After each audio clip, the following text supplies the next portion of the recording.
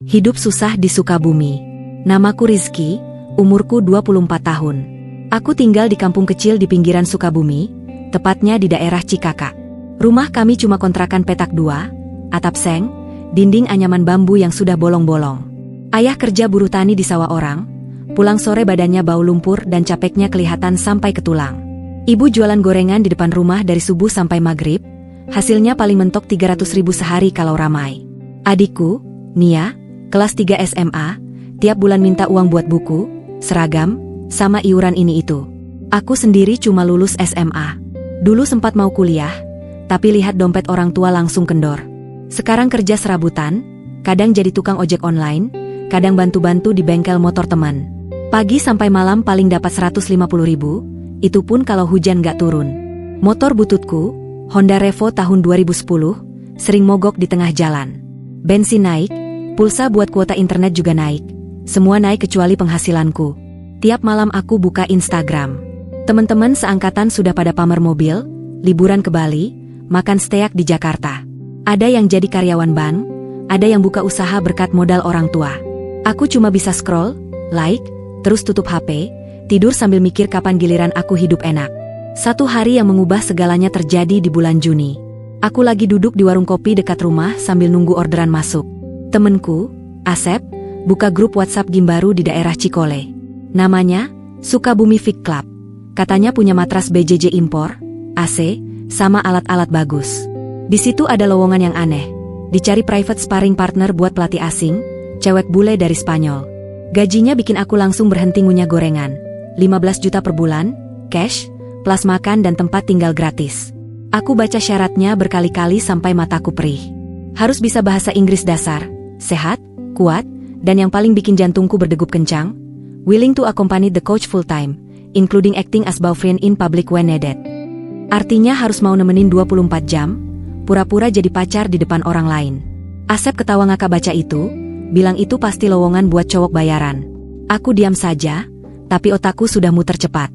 15 juta sebulan.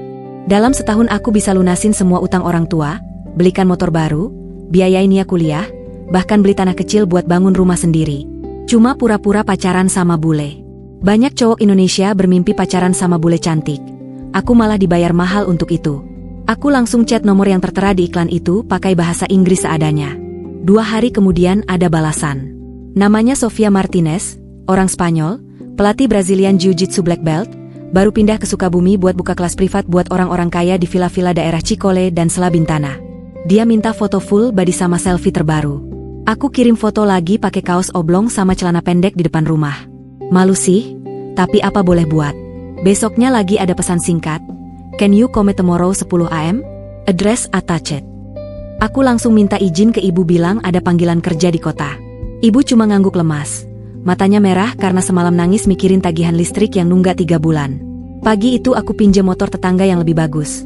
Mandi 2 kali, pakai baju paling rapi yang aku punya. Kemeja lengan pendek warna biru tua sama celana jeans yang sudah agak pudar. Jalan ke Cikole naik turun, aku sampai keringetan semua. Alamatnya villa besar di tengah kebun teh, pagar tinggi, mobil-mobil mewah parkir di depan. Aku parkir motor di pinggir, takut dikira maling. Pintu gerbang dibuka cowok bule tinggi, mungkin pelatih lain. Dia cuma nyanyi, "Hey, you Rizky," lalu nyuruh masuk. Di dalam ada matras biru besar, alat-alat fitness mengkilat, AC dingin banget sampai aku merinding. Lalu aku lihat dia. Sofia berdiri di tengah matras pakai rash guard hitam, ketat sama celana spats. Tingginya hampir sama denganku, mungkin 175 cm. Rambut coklat panjang diikat ekor kuda, badannya atletis, perut six-pack kelihatan samar-samar, kaki panjang berotot. Wajahnya cantik banget, kulit putih kemerahan khas orang Eropa, mata hijau terang. Aku langsung salah tingkah. Dia nyapa aku pakai bahasa Inggris cepat. Senyumnya lebar. Aku cuma bisa ngangguk-ngangguk sambil senyum kaku. Dia suruh aku duduk di kursi kayu dekat matras, lalu duduk di depanku sambil selonjoran. Kakinya panjang banget, otot betisnya keras.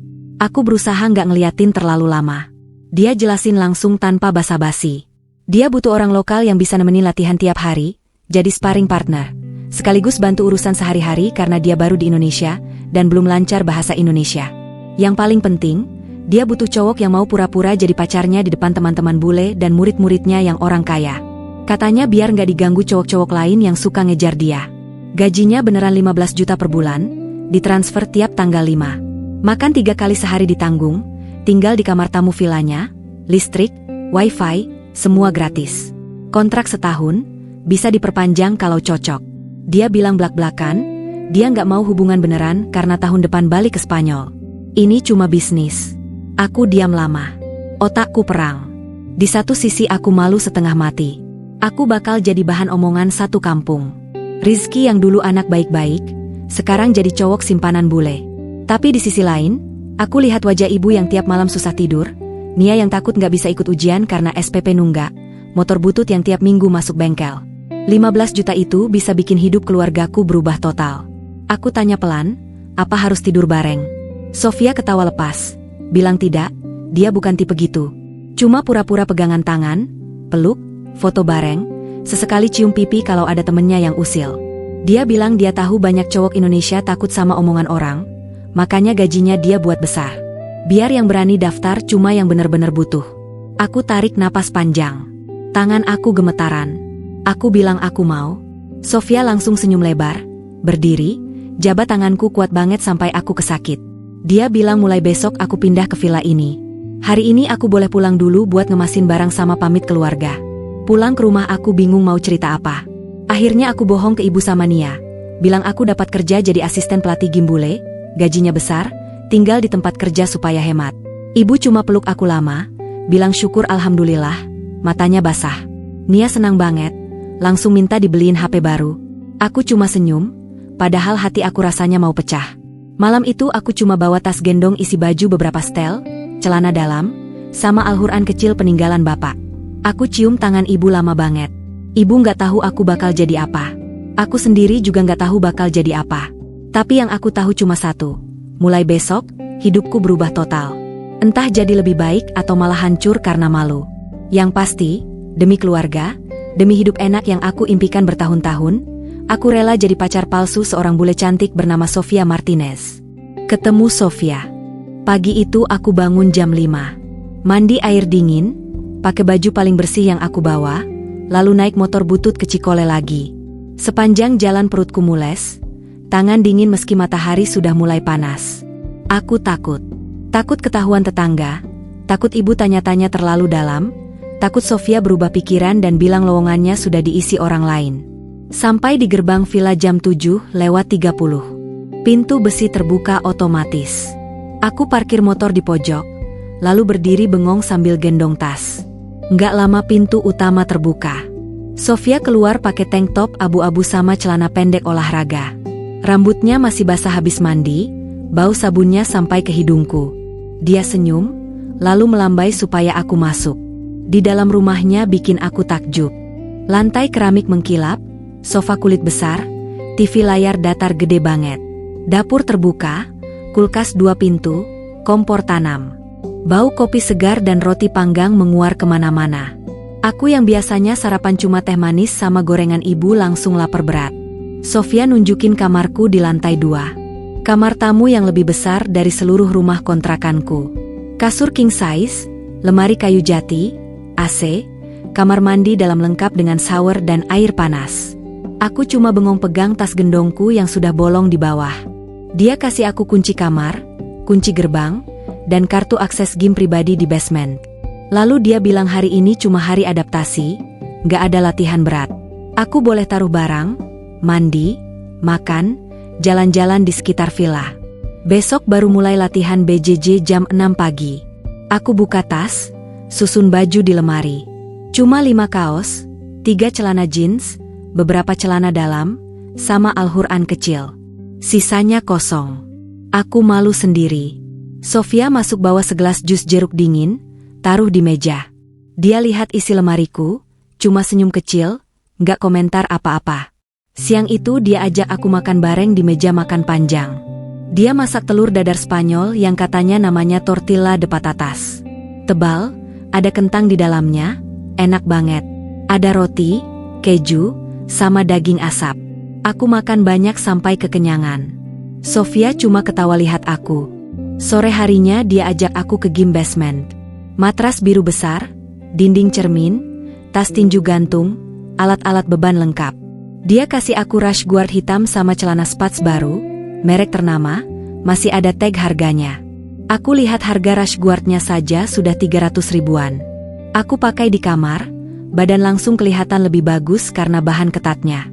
Lalu dia mulai jelasin aturan hidup bareng selama setahun ini. Dia bicara pelan tapi tegas. Aku harus bangun jam 5.30, bantu dia pemanasan, lalu latihan teknik BJJ selama 2 jam. Habis itu sarapan bareng, dia ke gym buka kelas, aku boleh ikut atau istirahat. Sore lagi latihan privat berat. Malam bebas, tapi kalau dia ajak keluar kota atau ke acara temen-temennya, aku wajib ikut dan berpura-pura jadi pacarnya. Dia bilang dia nggak suka dibantah. Kalau aku telat atau males-malasan, gaji dipotong. Kalau aku kabur di tengah jalan, dia lapor polisi karena sudah tanda tangan kontrak hitam di atas putih. Aku cuma mengangguk terus. Jantungku berdegup kencang, tapi aku tetap diam. Malam pertama aku tidur di kasur empuk itu. AC dingin, selimut tebal, bantal besar. Aku biasanya tidur di atas tikar tipis dengan kipas angin rusak. Malam itu aku nggak bisa tidur. Aku mikir ibu, mikir Nia, mikir omongan tetangga kalau sampai tahu. Aku buka HP, lihat foto ibu sama Nia. Aku chat mereka bilang aku baik-baik saja, kerja lancar, insya Allah bulan depan bisa kirim uang banyak. Ibu bales cuma stiker doa dan, hati-hati ya nak. Hari kedua langsung latihan berat. Jam 6 pagi Sofia sudah panggil aku ke matras. Dia suruh pemanasan lari kecil, lompat tali, push up, sit up. Aku yang biasanya cuma naik motor langsung ngos-ngosan. Habis itu dia ajarin teknik dasar BJJ, cara jatuh yang benar, cara menjaga jarak, cara escape dari mount. Saat dia praktekin mount, dia naik atas badanku, duduk di dada. Badannya berat, otot kakinya keras menjepit pinggangku. Rush guardnya basah keringat, bau sabun campur keringat perempuan. Aku langsung salah tingkah, wajah panas, badan kaku. Dia sadar, cuma ketawa kecil, lalu turun. Dia bilang itu biasa di BJJ, banyak kontak badan, aku harus biasain diri. Hari-hari berikutnya semakin intens. Pagi latihan teknik, siang aku bantu dia nyetir ke gym umum di kota kalau mobilnya dipakai teman. Sore latihan rolling, artinya sparring sungguhan. Sofia kuat banget. Meski badanku lebih besar, dia selalu bisa bikin aku tap out dalam hitungan detik. Armbar, triangle, rear naked choke, semua dia lakukan dengan santai sambil senyum. Kaki panjangnya sering melingkar di leherku, badannya menindih badanku. Aku sering deg-degan, tapi berusaha keras nggak kelihatan. Malam hari kadang dia ajak aku duduk di teras. Dia minum bir dingin, aku cuma air putih. Dia cerita tentang Barcelona, tentang ayahnya yang ninggalin keluarga waktu dia kecil, tentang ibunya yang kerja 3 shift supaya dia bisa latihan BJJ sejak umur 10 tahun. Dia bilang dia ke Indonesia karena muak sama hidup di Eropa yang dingin dan orang-orangnya dingin. Dia suka Indonesia karena orangnya ramah dan makanannya enak. Aku cuma dengerin. Kadang aku cerita sedikit tentang Sukabumi, tentang sawah, tentang ibu yang jualan gorengan. Dia selalu dengerin serius. Matanya hijau itu menatap aku dalam-dalam. Aku sering salah tingkah, buru-buru alihkan pembicaraan. 1 minggu berlalu cepat. Aku mulai terbiasa bangun pagi, terbiasa keringetan bareng, terbiasa makan enak 3 kali sehari. Badanku mulai lebih kencang, perutku yang dulu buncit mulai rata. Sofia sering puji, bilang aku cepat belajar, badanku cocok buat BJJ. Tanggal 5 bulan pertama, HP-ku bergetar. Ada notifikasi transfer 15 juta masuk. Aku buka aplikasi banking, lihat angka itu, tanganku gemetaran. Aku langsung transfer 3 juta ke ibu, bilang itu bonus kerja. Ibu telepon nangis-nangis, bilang terima kasih berkali-kali. Nia kirim voice note teriak kegirangan, bilang mau beli sepatu baru. Malam itu aku duduk di balkon kamar, lihat bintang-bintang di langit Sukabumi yang masih gelap dan bersih. Aku pegang HP, lihat saldo yang tersisa 12 juta. Pertama kali dalam hidupku punya uang sebanyak itu. Tapi hati aku kok tetap berat. Aku tahu, ini baru permulaan. Masih ada 11 bulan lagi aku harus pura-pura jadi pacar Sofia. Masih banyak malam aku harus bohong ke ibu, ke teman, ke diri sendiri. Aku tarik napas panjang. Bau rumput basah masuk ke hidungku. Aku tahu, aku sudah masuk ke dalam permainan ini terlalu dalam untuk mundur. Uang sudah masuk, keluarga sudah senang, badanku sudah mulai terbiasa disentuh Sofia setiap hari. Aku cuma bisa berdoa semoga setahun ini cepat lewat, atau semoga aku cukup kuat menjalani semua tanpa hati aku ikut campur terlalu dalam. Tapi malam itu, saat aku dengar suara Sofia naik tangga dan mengetuk pintuku cuma buat ngasih handuk bersih, aku tahu jawabannya. Hatiku sudah mulai goyah. Dan itu baru minggu pertama. Hari-hari awal yang canggung. Hari-hari pertama benar-benar terasa aneh. Bangun jam 5.30, lari kecil keliling kebun teh, pemanasan, lalu langsung ke matras. Sofia selalu pakai rush guard ketat warna berbeda setiap hari. Kadang hitam, kadang biru tua, kadang merah marun. Badannya yang berotot tapi tetap ramping selalu bikin aku sulit fokus. Setiap kali dia menindihku untuk latihan posisi, napasnya terasa panas di leherku, keringatnya menetes ke dada aku. Aku berusaha keras mikir teknik, tapi badanku sering bereaksi sendiri. Untung rush guard tebal, jadi nggak terlalu kelihatan. Habis latihan pagi, kami sarapan bareng. Dia suka bikin smoothie pisang sama bayam. Aku cuma bisa minum sambil pura-pura enak padahal rasanya kayak rumput cair. Tapi aku nggak pernah protes. 15 juta sebulan cukup bikin aku diam dan nurut. Siang hari biasanya dia ke gym umum buat ngajar kelas. Aku kadang ikut, kadang tinggal di villa buat nyapu, nyuci piring, atau bersihin alat-alat latihan. Tugas kecil, tapi dia bilang itu bagian dari kontrak. Rumah harus rapi, biar dia bisa fokus latihan. Aku nggak keberatan, daripada nganggur. Yang bikin deg-degan adalah saat dia ajak keluar malam. Pertama kali terjadi minggu ketiga. Dia bilang ada acara ulang tahun temen bulenya di kafe di daerah Cibadak. Aku disuruh pakai kemeja putih yang dia belikan, celana chino hitam, sama sepatu sneakers baru. Aku lihat di cermin, badanku memang kelihatan lebih bagus setelah 3 minggu latihan keras. Tapi hati aku tetap bergetar. Di kafe itu penuh bule tinggi-tinggi, cowok-cewek, semua ngomong bahasa Inggris cepat. Sofia langsung gandeng tanganku erat begitu masuk. Jari-jarinya dingin, tapi telapak tangannya hangat. Dia perkenalkan aku ke teman-temannya sebagai my boyfriend Rizky. Semua orang senyum, peluk aku, cium pipi kiri kanan. Aku cuma bisa senyum kaku sambil ngangguk-ngangguk. Malam itu aku harus terus pegangan tangan sama Sofia. Kadang dia peluk pinggangku, kadang sandar kepalanya di pundakku. Ada satu teman cewek bule yang terus nanya-nanya, "How did you guys meet?" Sofia jawab santai kalau kami ketemu di gym, langsung klik. Aku cuma senyum, takut salah ngomong. Pulangnya jam 1 malam. Di mobil, Sofia nyetir, aku duduk di sebelah. Dia senyum lebar, bilang teman-temannya suka banget sama aku, bilang aku cute dan sopan. Aku cuma bilang terima kasih pelan. Sesampainya di villa, dia peluk aku sebentar di depan pintu kamar, cium pipi kiri kanan, lalu masuk kamarnya sendiri. Aku berdiri di koridor lama, pipi masih panas karena ciumannya. Hari-hari berikutnya semakin sering ada acara seperti itu. Kadang makan malam di restoran mewah di Puncak, kadang nonton konser di Bogor. Setiap kali keluar, aku harus berperan jadi pacar sempurna. Buka pintu mobil buat dia, tarik kursi, foto bareng, pegangan tangan, peluk dari belakang kalau lagi antri. Aku semakin terbiasa, tapi tetap ada rasa malu yang menggerogoti tiap kali ada orang Indonesia yang ngeliatin kami di jalan. Satu kali kami makan di rumah makan Sunda dekat Pelabuhan Ratu. Ada rombongan cowok-cowok lokal yang duduk di meja sebelah. Mereka ngeliatin Sofia terus. Mata nggak lepas dari kaki panjangnya yang keluar dari celana pendek. Aku lihat mereka bisik-bisik sambil ketawa. Sofia sadar, langsung tarik tanganku, peluk lengan aku erat-erat, lalu cium pipiku di depan mereka. Cowok-cowok itu langsung diam, wajahnya merah. Aku malu setengah mati, tapi ada perasaan bangga kecil di hati. Di rumah, kontak badan waktu latihan semakin sering. Sofia mulai ajarin teknik-teknik lanjutan yang butuh posisi lebih dekat. Guard pass, deep half guard, spider guard. Banyak gerakan yang bikin badan kami menempel rapat. Kadang paha dia menjepit pinggangku, kadang dada dia menekan dada aku. Keringat kami bercampur, napas sama-sama ngos-ngosan. Ada satu kali dia berhasil kunci triangle choke, kaki panjangnya melingkar di leher dan satu lengan aku.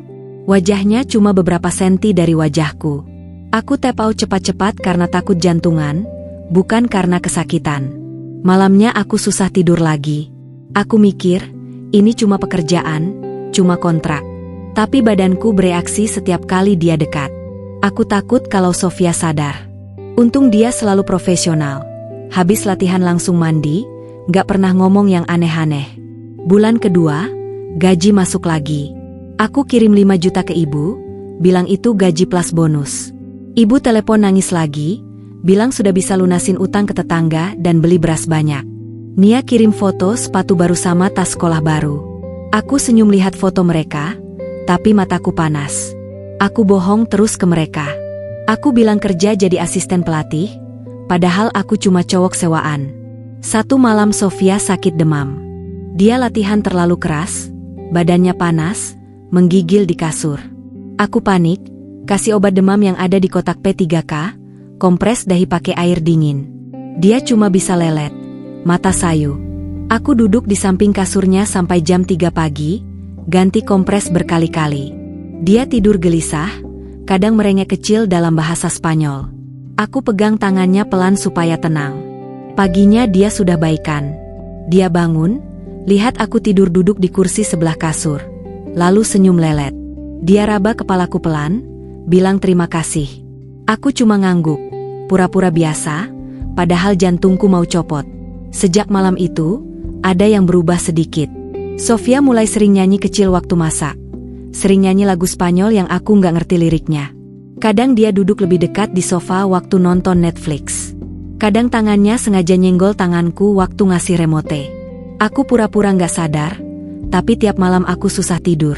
Aku mulai takut. Takut kalau perasaan ini jadi terlalu nyata. Takut kalau aku lupa ini cuma kontrak. Takut kalau suatu hari Sofia pulang ke Spanyol, dan aku cuma ditinggal sama kenangan sama uang yang sudah habis dipakai keluarga. Tapi tiap kali HP bergetar notifikasi transfer 15 juta lagi, aku langsung diam. Aku ingat wajah ibu yang sekarang bisa tidur nyenyak. Ingat Nia yang bisa beli buku pelajaran tanpa minta-minta ke tetangga. Aku ingat motor bututku yang sekarang sudah diganti motor Matic Second yang lebih enak. Aku tahu aku nggak boleh lemah.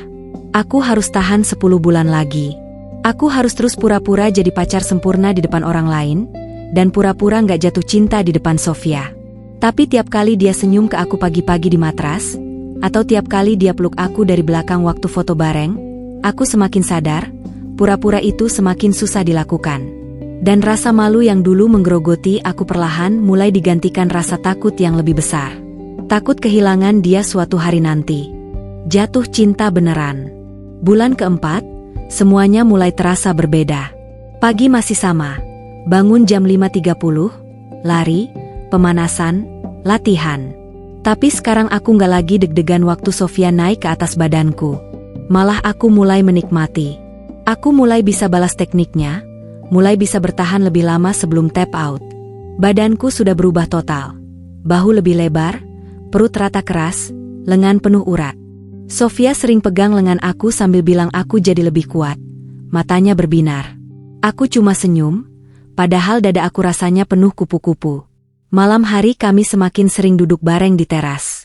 Sofia suka buka botol anggur merah, tuang 2 gelas, satu untuk dia, satu untuk aku meski aku cuma minum setengah gelas. Dia cerita banyak tentang masa kecilnya di Barcelona. Ayahnya pergi sama perempuan lain waktu dia umur 7 tahun.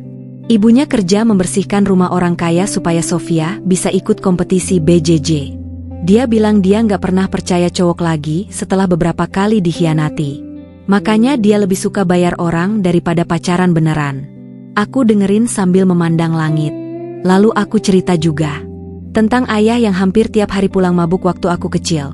Tentang ibu yang nangis diam-diam di dapur. Tentang Nia yang pernah nggak masuk sekolah seminggu karena nggak ada uang SPP. Sofia dengerin serius, kadang pegang tanganku pelan tanpa sadar. Tangan dia selalu hangat. Satu malam hujan deras. Listrik mati, villa gelap gulita. Sofia takut gelap sejak kecil. Dia datang ke kamarku bawa lilin kecil, muka pucat. Aku kasih tempat di kasurku, dia selonjoran di sebelahku, badannya nempel ke badanku karena dingin. Kami cuma diam, dengerin suara hujan di atap seng. Tangan dia pelan-pelan masuk ke tanganku, jari saling kait. Aku nggak berani gerak. Jantungku bunyi keras banget sampai aku takut dia dengar. Malam itu kami tidur gitu aja, berpelukan tanpa ngomong apa-apa. Pagi harinya dia bangun lebih dulu, cium kening aku pelan, lalu keluar kamar kayak nggak ada apa-apa. Aku terduduk di kasur lama, otak kosong. Sejak malam itu, batas-batas kontrak mulai kabur. Sofia mulai masak lebih banyak, selalu tanya aku suka apa. Dia beliin aku baju-baju bagus tanpa diminta. Kadang dia masuk kamar aku cuma buat selonjoran di kasur sambil main HP. Kakinya selonjor di paha aku. Aku sering pegang kakinya tanpa sadar, pijat pelan kalau dia capek latihan. Dia cuma diam, mata setengah merem, kayak kucing yang lagi dimanjain. Kami mulai ke pantai lebih sering. Pelabuhan Ratu, Sawarna, sampai Karanghawu. Dia suka pakai bikini, aku cuma pakai celana pendek. Orang-orang pada ngeliatin, aku dulu malu, sekarang sudah biasa. Aku olesin sunblock ke punggungnya, tanganku gemetar di kulitnya yang halus. Dia balik badan, olesin dada aku juga, jari-jarinya pelan banget. Kami berdua tahu ini sudah bukan pura-pura lagi, tapi nggak ada yang berani ngomong. Satu kali kami ke Sawarna pas sunset. Kami duduk di batu karang, ombak gede berisik di bawah. Sofia sandar kepalanya di pundakku. Rambutnya bau garam laut dan sampo apel. Aku peluk pinggangnya erat-erat. Dia angkat wajah, mata hijau itu menatap aku dalam-dalam. Aku hampir cium dia, tapi aku ingat kontrak, ingat gaji, ingat ibu dan Nia. Aku cuma peluk dia lebih erat, pura-pura lihat matahari tenggelam. Dia diam, tapi aku tahu dia kecewa. Malamnya di villa, dia masuk kamar aku tanpa ketuk pintu. Pakai kaos tidur tipis sama celana pendek. Dia naik ke kasur, selonjoran di dadaku tanpa ngomong. Aku pegang punggungnya pelan. Dia angkat wajah, kali ini aku nggak tahan. Kami ciuman. Pertama kali. Bibirnya lembut, hangat, agak manis karena permen mint. Ciuman itu lama banget, sampai napas kami habis. Habis itu dia cuma peluk aku erat. Kepalanya di dada aku. Kami tidur gitu sampai pagi. Nggak ada yang lebih dari itu, tapi aku tahu semuanya sudah berubah. Pagi harinya suasana canggung.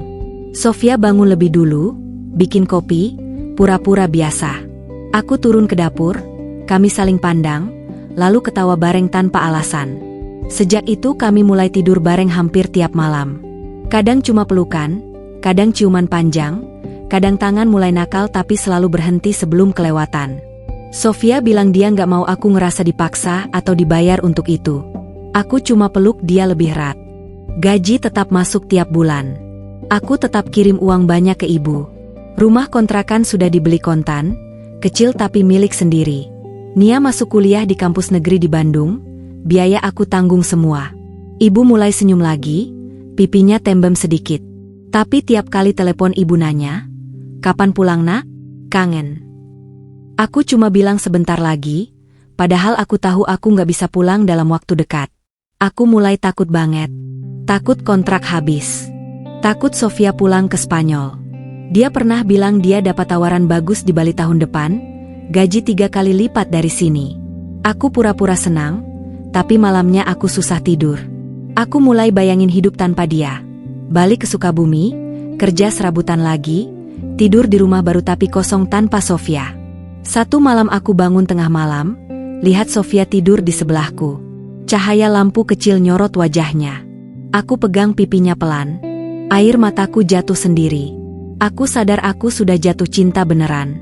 Bukan karena uang, bukan karena badannya, bukan karena hidup enak.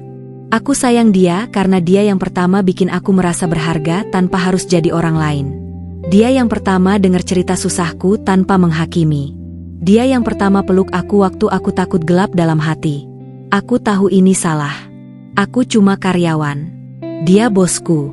Dia yang bayar gaji aku. Tapi perasaan gak bisa bohong. Tiap kali dia senyum, tiap kali dia panggil nama aku dengan aksen Spanyolnya yang lucu, hatiku rasanya mau pecah. Aku mulai berdoa tiap malam. Minta setahun ini gak cepat lewat. Minta Sofia gak pergi. Minta suatu hari dia juga sayang aku bukan karena kontrak. Tapi karena aku Rizky, anak kampung Sukabumi yang dulu cuma punya motor butut dan mimpi hidup enak. Tapi aku tahu, doa itu terlalu banyak minta. Aku cuma bisa peluk dia lebih erat tiap malam, berharap dia nggak pernah pergi. Dan berharap suatu hari aku cukup berani buat bilang, "Sof, aku sayang kamu." Beneran. Tapi keberanian itu belum datang. Yang datang cuma rasa takut yang semakin besar setiap hari. Rahasia terbongkar. Bulan ke-7, hidup terasa hampir sempurna. Pagi latihan, siang bantu Sofia ngajar kelas privat untuk anak-anak orang kaya, malam kami tidur bareng, pelukan, ciuman, kadang sampai pagi.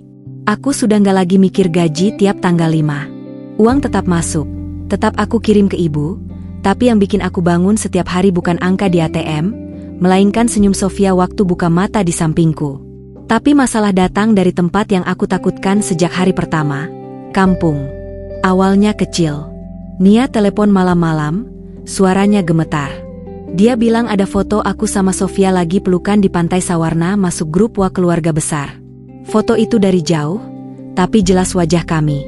Ada yang nulis caption, "Si Rizky sekarang naik kelas, pacaran sama bule, hidup enak katanya." Nia nanya pelan, "Bener kak? Kok nggak pernah cerita?"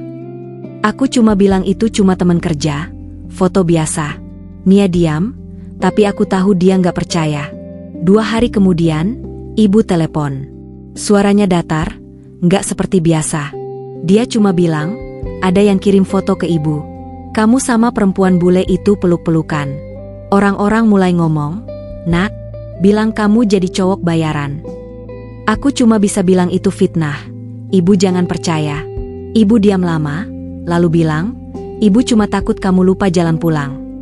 Telepon ditutup.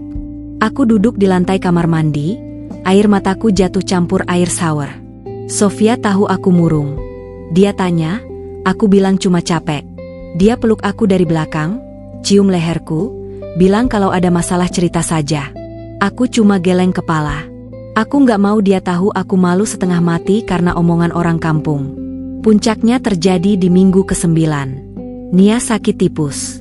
Demam tinggi 3 hari, harus opname di RS swasta di Sukabumi karena RSUD penuh. Biaya minta 20 juta di muka. Ibu telepon nangis-nangis, bilang tabungan sudah habis buat bayar rumah kecil. Aku panik. Saldo aku tinggal 7 juta.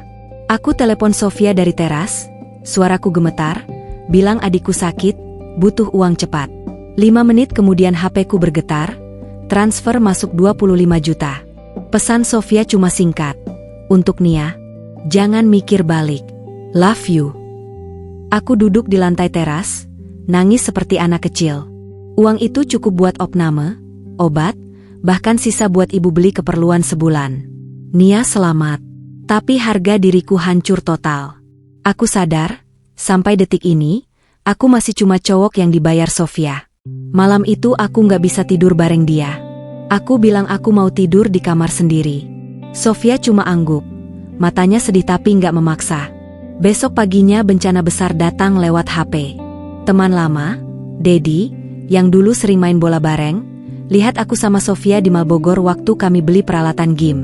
Dia rekam video pendek. Aku gandeng tangan Sofia, Sofia cium pipiku, kami ketawa bareng. Video itu dia kirim ke grup WA, anak Sukabumi 2000-an, yang isinya ratusan orang. Termasuk sepupu-sepupu aku, teman SD, teman SMA, bahkan guru olahraga dulu. Captionnya kejam, "Dulu miskin naik Revo butut, sekarang jadi cowok simpanan bule. Sukabumi bangga sama Rizky. Dari jual tenaga jadi jual harga diri." Dalam hitungan jam grup meledak. Ada yang ketawa, ada yang kasih emot marah, ada yang bilang haram, ada yang bilang hebat bisa dapat bule kaya.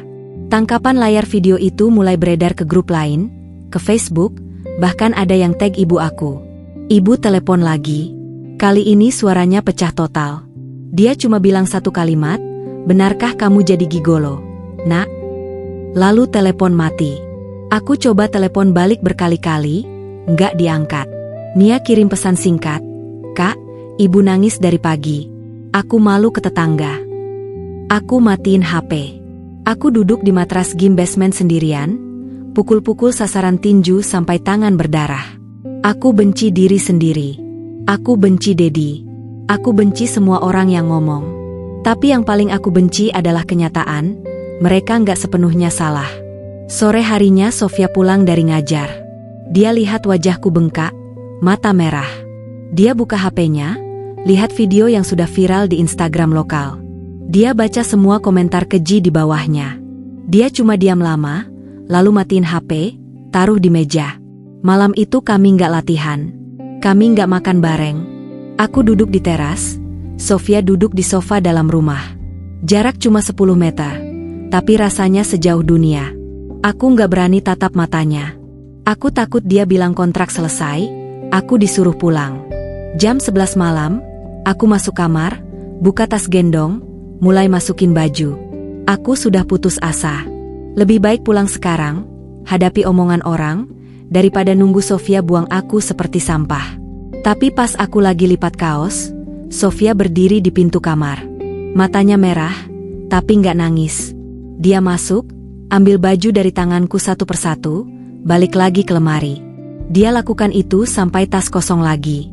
Habis itu dia peluk aku dari belakang, dagunya di pundakku. Kami diam lama.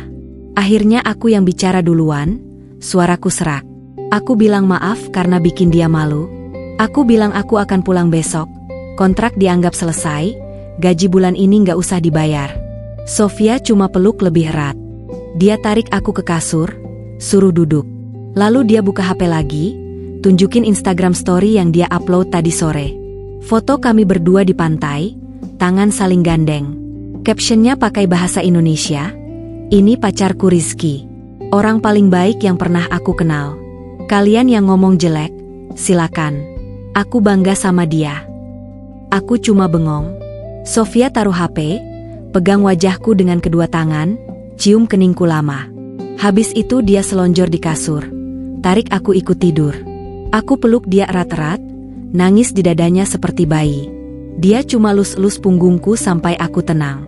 Malam itu aku sadar dua hal. Pertama, rahasia aku sudah hancur total di kampung.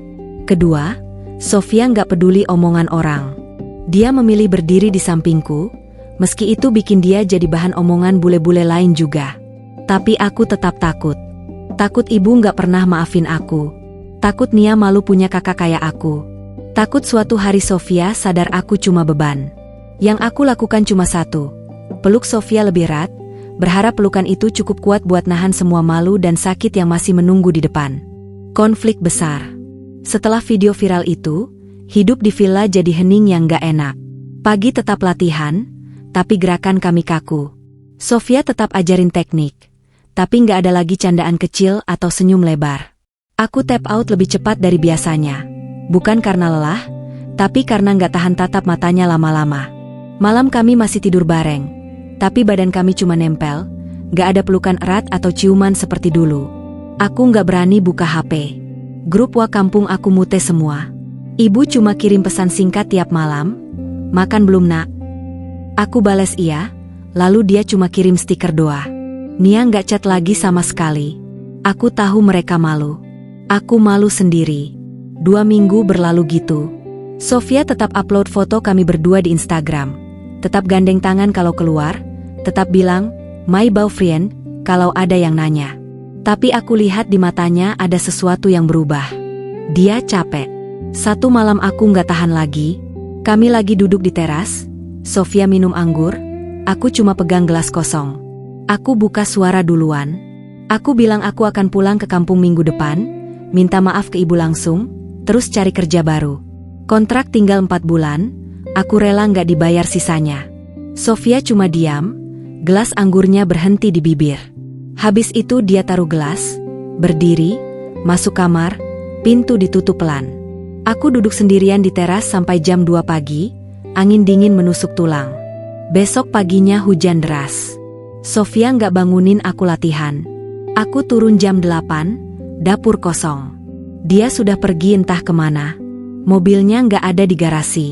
Aku panik. Aku telepon berkali-kali, nggak diangkat. Aku kirim pesan minta maaf, bilang aku nggak akan pergi kalau dia nggak mau.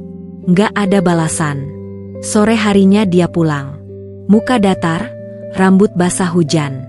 Dia masuk kamar langsung, nggak ngomong apa-apa. Aku ikut masuk, berdiri di pintu.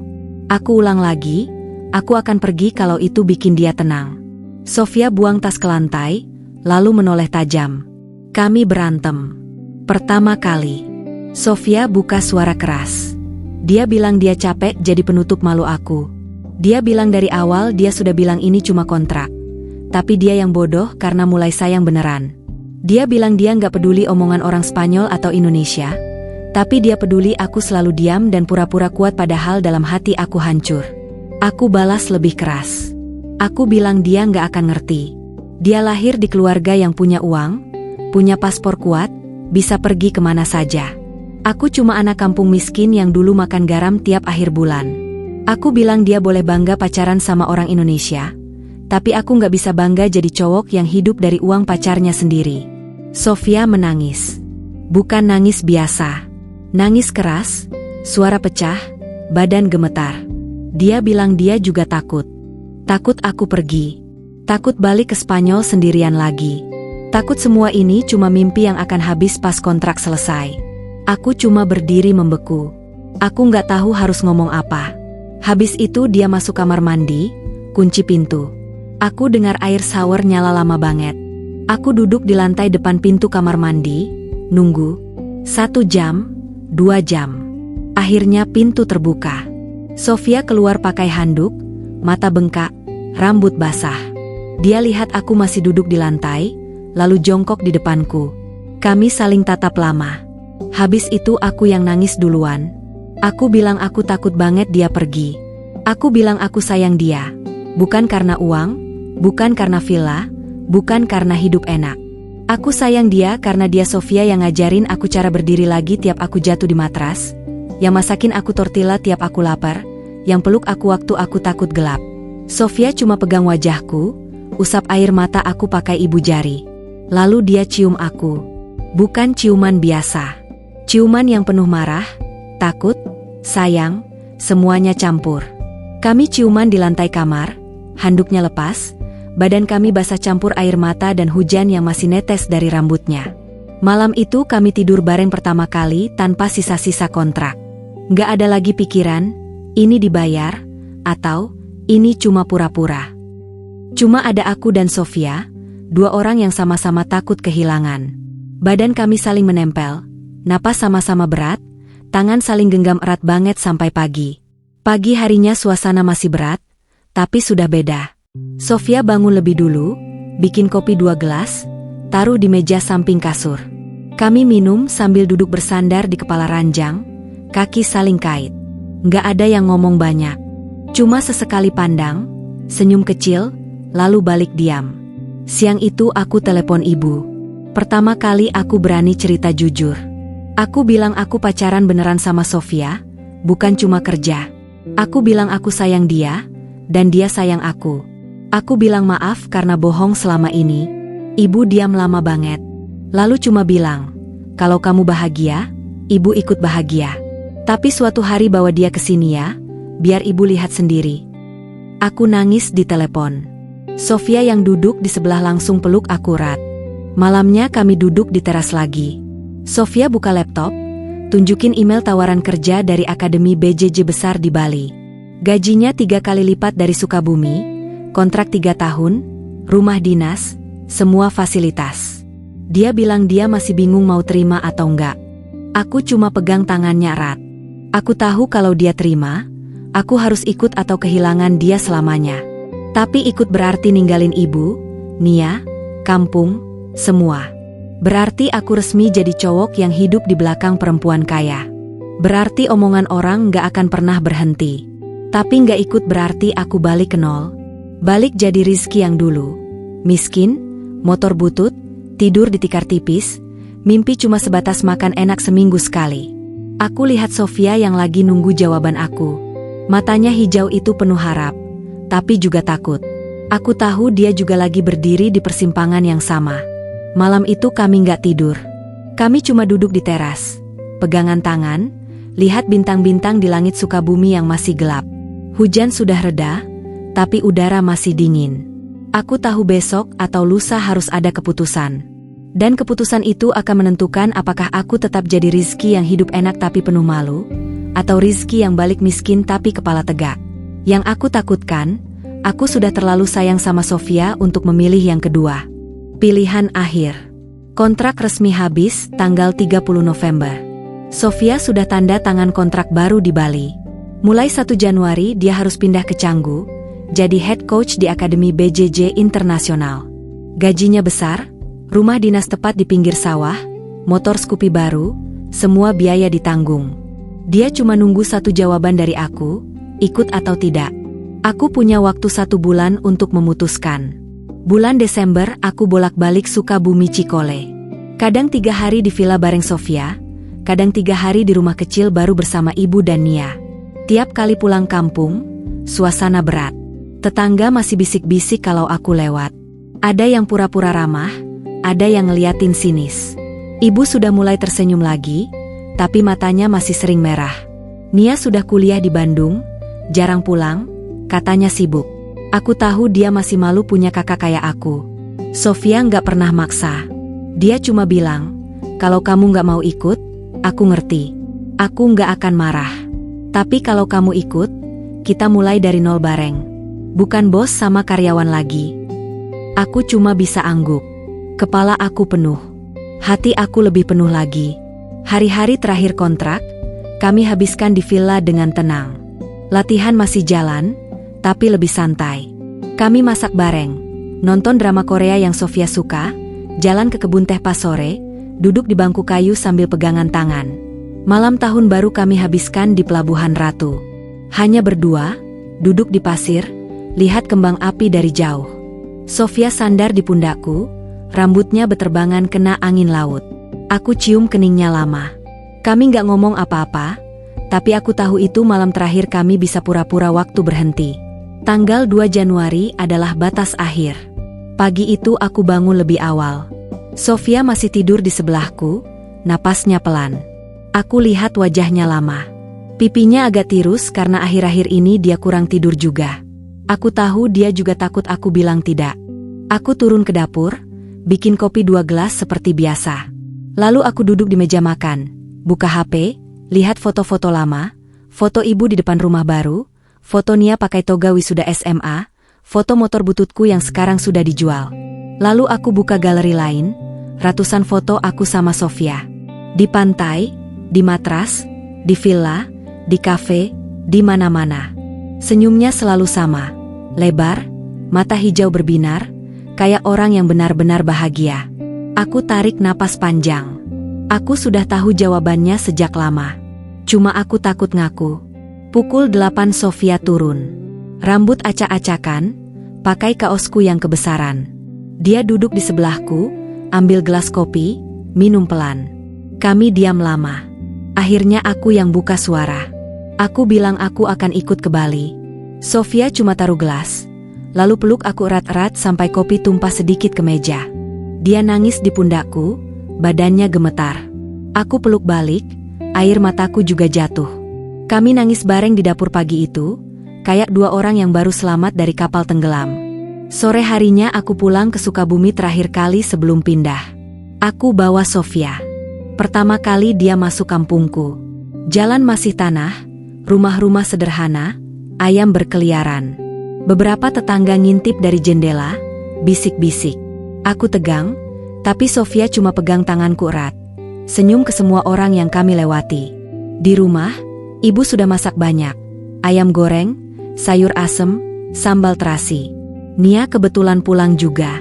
Suasana awalnya kaku banget. Ibu cuma melotot lihat Sofia yang tinggi, kulit putih, rambut coklat. Sofia cium tangan ibu, pelan bilang, "Selamat sore, Bu," pakai bahasa Indonesia yang masih kaku. Ibu bengong, lalu peluk Sofia lama banget, nangis di pundaknya. Nia ikut nangis. Aku cuma berdiri di pintu, dada rasanya penuh sesak. Malam itu kami makan bareng di ruang tamu kecil. Sofia makan lahap, bilang masakan ibu paling enak yang pernah dia coba di Indonesia. Ibu senyum lebar, pertama kali aku lihat ibu senyum lepas setelah berbulan-bulan. Nia ngobrol sama Sofia pakai bahasa Inggris campur Indonesia, ketawa-ketawa. Sofia cerita dia akan bawa aku ke Spanyol suatu hari nanti, ketemu ibunya sendiri. Ibu cuma angguk-angguk, matanya basah tapi senyum gak lepas. Sebelum pulang, ibu tarik aku ke dapur. Dia peluk aku erat, bilang, bawa Sofia kesini lagi ya, nak. Ibu sudah anggap dia anak sendiri. Aku cuma bisa angguk, suaraku hilang. Malamnya kami tidur di rumah. Sofia di kamar Nia, aku di kamar lama. Tapi tengah malam Sofia pindah ke kamarku, selonjor di kasur sempit, peluk aku dari belakang. Kami nggak ngomong, cuma pegangan tangan sampai pagi. Tanggal 5 Januari kami berangkat ke Bali. Barang cuma 2 koper besar dan tas gendongku yang sama seperti setahun lalu. Villa di Cikole sudah dikosongkan, kunci diserahkan ke pemilik. Motor Scoopy baru sudah nunggu di Bandara Ngurah Rai.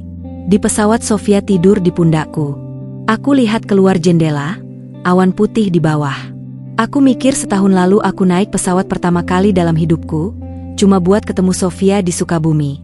Sekarang aku naik pesawat lagi, masih bareng dia, tapi tujuannya beda, mulai hidup baru. Sampai di Bali, rumah dinasnya bagus. 1 lantai, halaman kecil, sawah hijau di depan. Sofia langsung peluk aku di teras, cium aku lama. Kami ketawa bareng, lari masuk rumah kayak anak kecil. Hari-hari pertama di Bali sibuk. Sofia ngajar, aku bantu di akademi, jadi asisten coach sungguhan, bukan cuma sparring partner. Gaji aku sekarang dari akademi, bukan dari Sofia lagi. Kecil dibanding dulu, tapi aku bangga. Uang pertama aku terima, aku kirim ke ibu setengahnya, sisanya aku tabung buat tiket pulang pergi Sukabumi. Malam hari kami sering duduk di teras rumah baru. Sofia selonjor di paha aku, lihat bintang. Kadang dia bilang kangen Sukabumi, kangen udara dingin Cikole, kangen masakan ibu. Aku cuma lus rambutnya, bilang suatu hari kita balik, bawa ibu dan Nia ke sini, atau kami yang pulang sering-sering. Aku tahu hidup gak akan mudah. Omongan orang mungkin gak akan hilang selamanya. Mungkin ada yang tetap bilang aku cowok bayaran.